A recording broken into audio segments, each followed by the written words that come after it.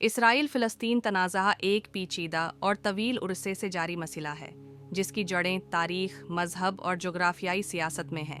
آج ہم اس کی ابتدا، اہم واقعات اور ہدف کے بارے میں بات کر رہے ہیں۔ موجودہ صورتحال کو صرف 5 منٹ میں سمجھیں گے۔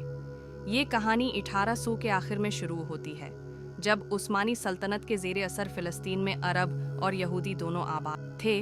جیسے ہی صہیونیت کا آغاز ہوا، جو کہ ایک یہودی وطن کے قیام کے لیے تھا، مقامی عرب آبادی کے ساتھ تنازعات بڑھنے لگے۔ 1947 میں اقوام متحدہ نے فلسطین کو یہودی اور عرب ریاستوں میں تقسیم کرنے کی تجویز پیش کی۔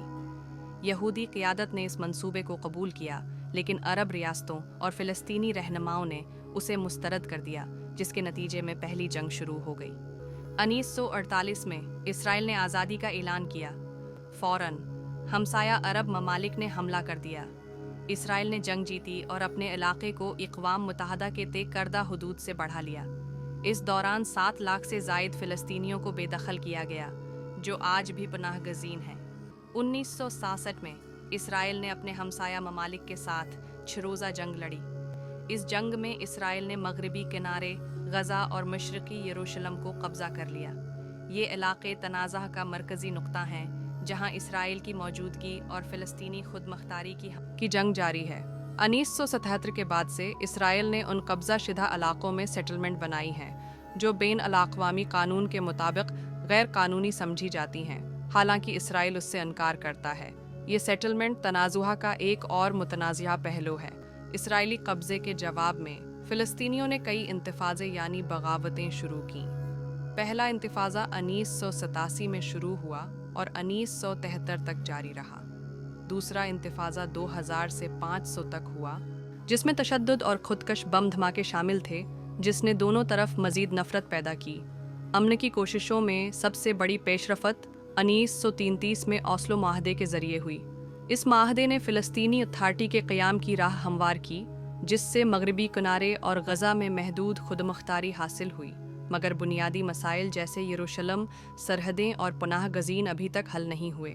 آج اسرائیل زیادہ تر علاقے پر قابض ہے، جبکہ فلسطینی علاقے تقسیم ہو چکے ہیں۔ مغربی کنارے میں فلسطینی اتھارٹی حکومت کرتی ہے اور غزہ کی پٹی پر حماس کا کنٹرول ہے، جو ایک مسلح گروہ ہے۔ یہ فرق امن کے عمل کو مزید پیچیدہ بناتا ہے۔ 2007 میں حماس کے غزہ پر کنٹرول کے بعد سے اسرائیل اور مصر نے اس پر ناکہ بندی لگا رکھی ہے، جس سے شدید معاشی مشکلات، بے روزگاری اور انسانی بحران پیدا ہوا ہے۔ اس دوران حماس اور اسرائیل کے درمیان کئی جھڑپیں ہو چکی ہیں۔ اسی دوران اسرائیل مغربی کنارے میں سیٹلمنٹ کی تعمیر جاری رکھے ہوئے ہے۔